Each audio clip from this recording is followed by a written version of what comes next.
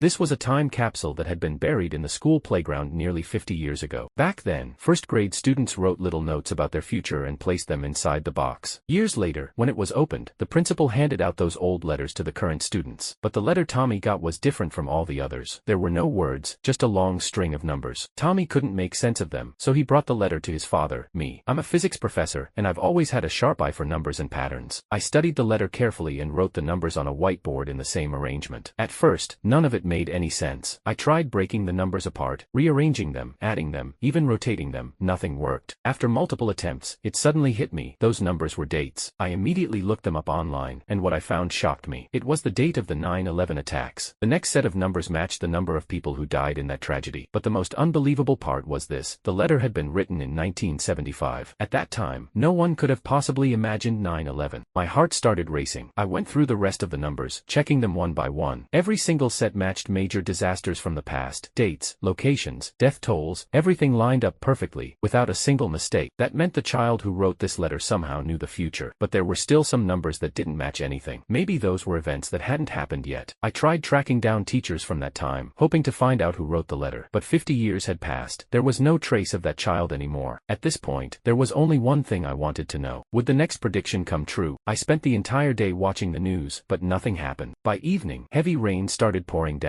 Roads were closed, and traffic was completely backed up. Then, by chance, I glanced at the GPS in my car, and froze. The coordinates on the screen were exactly the same as the final set of numbers in the letter. A chill ran down my spine. That meant the next disaster was about to happen right here. I got out of the car and walked up to a police officer, asking why the road was blocked. But just as the officer was about to answer,